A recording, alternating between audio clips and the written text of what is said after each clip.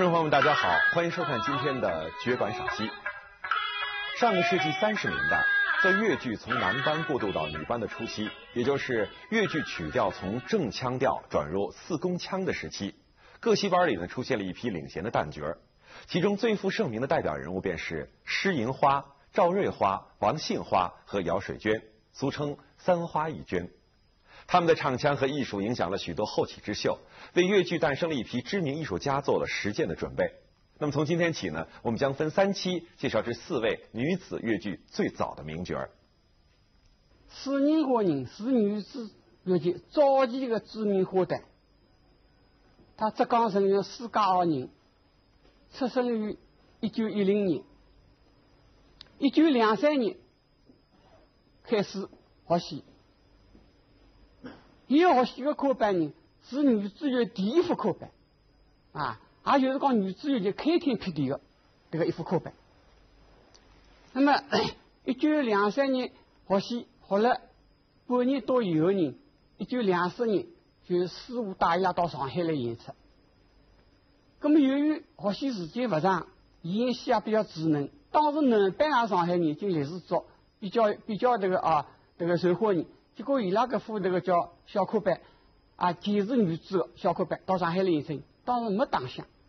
没当响人马上就回到浙江。搿副科班差一点解散，由于回到成员之后，演出人受到家乡父老乡亲的欢迎，就搿副科班就保留下来。保留下来以后呢，伊拉就来了这个浙江这个镇乡这个演出慢慢就坚持下来。就是粤剧女班呢，是1930年开始诞生的。到30年代，这个女班呢，就是大量的发展起来了。男班的衰落了，男女混演也逐步为女班所代替。那女班产生以后呢，她那个学的曲调呢，一般的都是学那个北调腔和正调四弦。那北调腔是具体怎么样的情况呢？我就稍微混他2句。比如说那个《九金姑娘》，大家都比较熟悉的，里面张窟洞有一段开出来有唱的日出东方红彤彤，里头走出张窟洞铃我一郎这个呢就是叫北调腔。那后来发展呢，就把这个北调腔这个过门帮腔去掉了，用上那个过门，那么它就这样的变了。日出东方红彤彤，里头走通张窟哆咪来比来咪拉哆拉哆来哆咪嗦哆咪来哆拉哆。所以这个没有了帮腔，有了过门，这个过门呢叫四弦过门所以叫四弦正调。所以原来这个调子定弦是哆嗦定弦，也叫正调，所以叫正调腔。它的调高呢是哆等于低，那么这个调高跟女班来说呢就是太低了，唱不出来。所以女班呢后来就王春勇这个琴师呢，他就借鉴了徽班的西皮。那西皮的定弦呢是拉咪定弦的，拉咪在工程谱上呢叫四宫，所以这个名称呢我们叫四宫调。那么同时呢，这个王春勇呢把这个四宫调徽班这个过门叫稍微加改动，也要运用到粤剧里面。那么定调从一个哆等于低提高到哆等于 F， 所以这样子的形成了这个四宫腔。施银花人他在粤剧事业做出了重大贡献可以讲具有里程碑式的这个意义是早期女子乐剧的这个代表性人物。施银花是女子粤剧的开拓者，被冠为三花之首。她以唱功取胜，她的唱腔呢被乐迷们称为是狮腔。报纸评价她是执女子粤剧之牛耳，花山鼻祖，可谓是红极一时。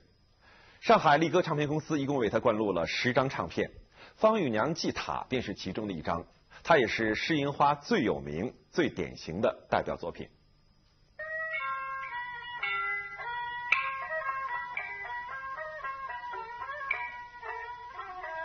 当发出来的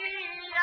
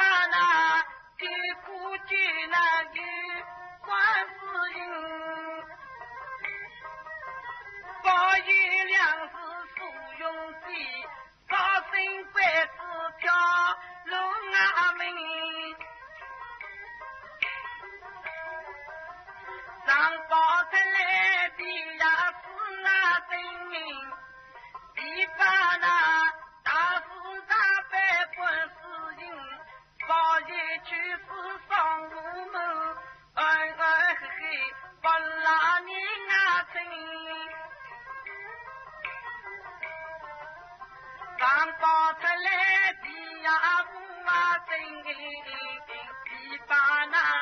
天水天安观世音，早一天是不文女，下世的在尊啊能真啊。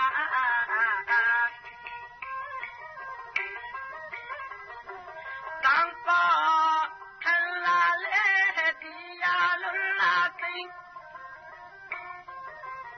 一把那一大是官司啊人，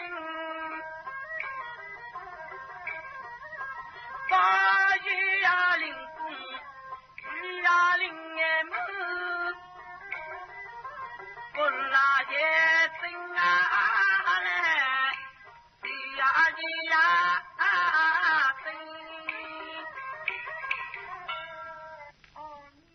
那花六娘记他呢，这个戏呢，他这个剧情呢，就是讲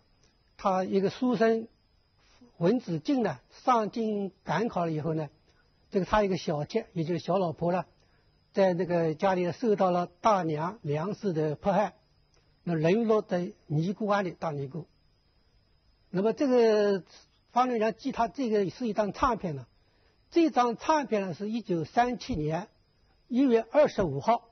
由上海这个丽歌，就是美丽的丽了，唱歌的歌，丽歌唱片公司呢出版那个录制的。这第一段施公腔的一个著名唱段，这段唱腔呢，这个唱句啊、唱词啊有28句，那么可以分成6个小段，因为它的塔里下呢说一个上一层，那么他就唱就说有6段有唱成。那从曲调方面看呢，他这一段唱这个定调呢是哆等于1，那么板式呢只有一个板式，就警钟板。方六娘扩大这段唱腔呢，它的特点呢，一个就是一个警钟板，这是一条；第二呢，它这个就转调了，就是调式交替，一个哆宫调式、嗦宫调式，还有支调式。那么这个呢就是比较丰富的。那么另外它有第3条呢，它有这个起平的这个结构，那么平也可以看到这个平板，所以这个呢是感觉到很有特色的，很值得我们的朱雀啊，我们豫剧青年演员、豫剧乐队，甚至豫剧音乐爱好者很好的学习的。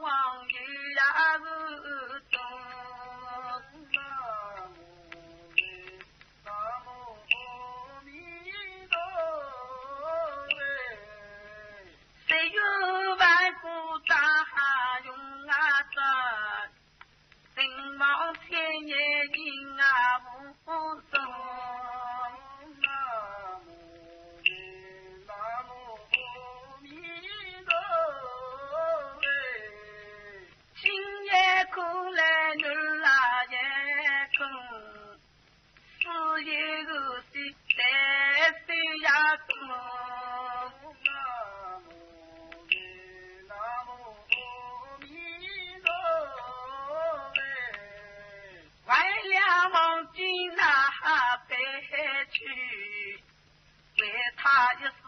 最劳碌。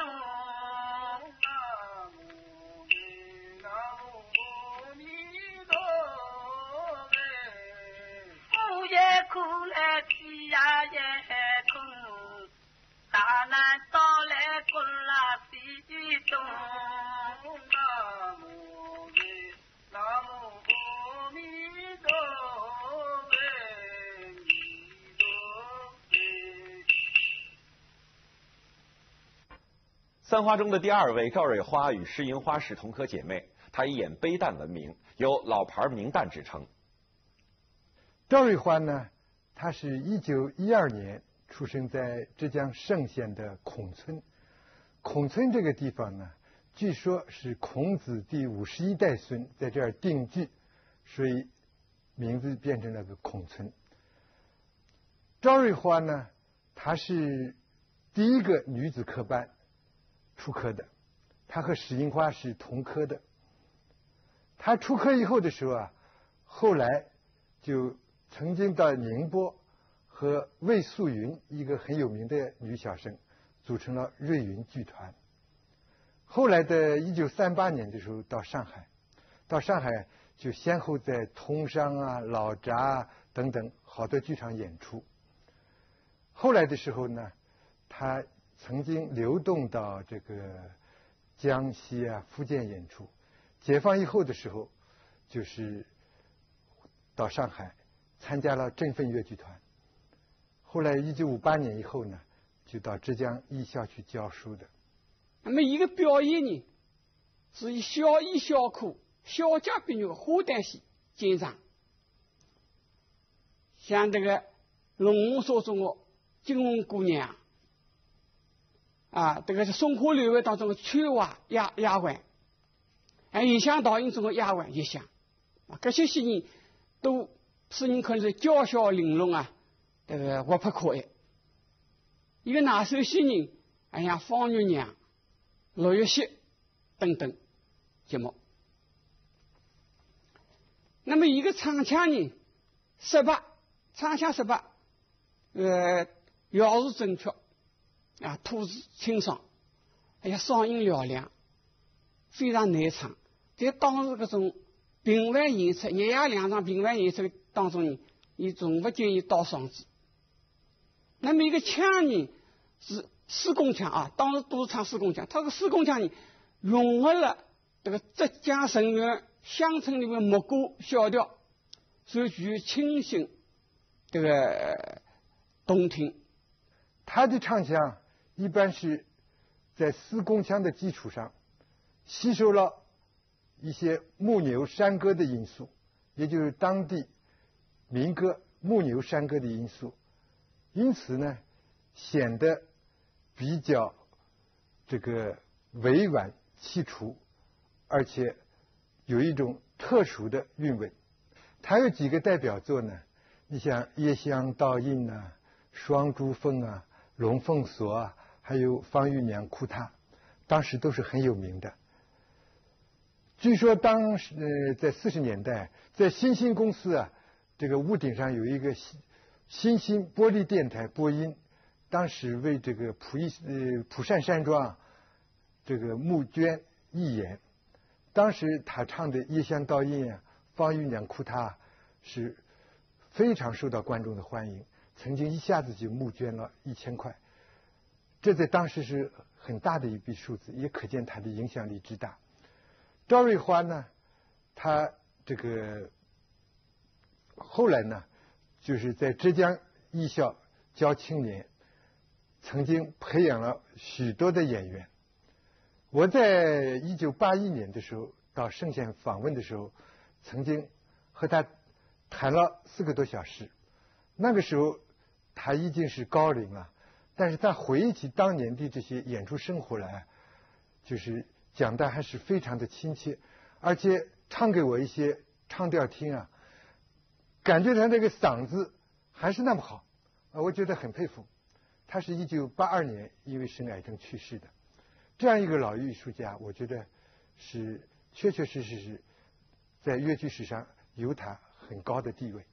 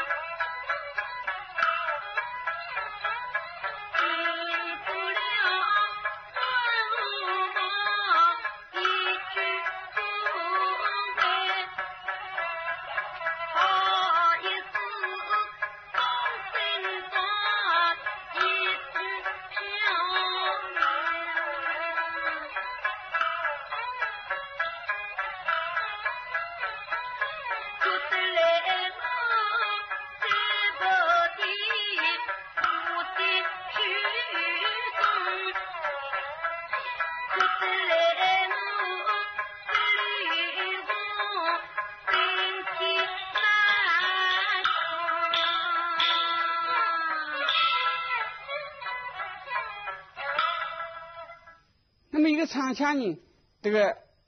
比较深情结合啊，真切这个个人。你比如说像那个乐清人阔图啊，他这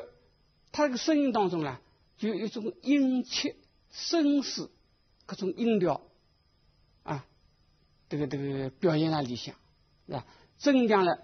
各种这个人物的这个悲伤的这种情绪。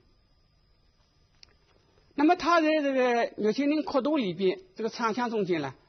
这个有这样这个情况，他有在这个唱这个两段十字句，这个尾音啊，十字句的下句尾音当中啊，有一种尾音尾腔这个情况。哪叫尾音尾腔？本来这个唱腔六腔逻辑，那有城市逻辑，他城市逻辑就往上抬一抬，回一回啊，像身体难抗啊，这个斯文身亡啊，这个早上西方啊，这个一些句子里向，这个后句都有这个情况啊。比方讲像这个斯文身亡就往上抬一抬，有这个情况。那么各种唱法，各种情况呢，跟当代的这个知名这个叫单国有金载峰啊，这个有些唱法呢有点相似。金载峰来唱这个南调腔的辰光呢，他这个南调腔的这个第二句当中，还有这种这个尾音尾腔这个情况啊。当然一个尾音尾腔情况呢，比起赵才华里色彩来的鲜明，更加强烈。那这个情况呢，金载峰的盘虎说虎一个代表作，盘虎说虎，还有这个叫这个汉文皇后中间都出现这种情况。比方像汉文皇后当中有一句唱腔，金载峰一句唱腔，七尺男儿比鸡长，他讲的弟弟啊，七尺男儿比阿姐还长，就跟他就是这个句子里面，他有这个尾音尾腔啊，七尺男儿比鸡长，他就这样子，是吧？那么成为金载峰的特色唱腔，因为各种唱法呢，其他这个单国音乐当中没可见，不出现，是吧？那么所以史宁华这个尾音尾腔跟金载峰的尾音尾腔，它虽然是这个叫是有可能的一种同样情况，但是同中有异。这史宁华的这个尾音尾腔比较这个叫比较平和轻柔，金载峰的尾音尾腔比较强烈鲜明。当然，这个跟伊拉表现人物的情绪有关系。因为史宁华赵才华表现的这个他那个尾音尾腔，他的个性，他因为是悲剧气氛。金载峰表现他一种喜悦激动的情绪，所以比较色彩比较鲜明强烈。所以虽然同中有异啊，但是各有各个味道。想去来，好伤quân tình啊耶！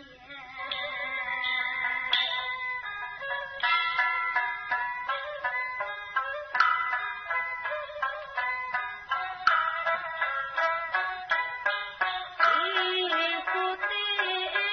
孤独山，一起的东。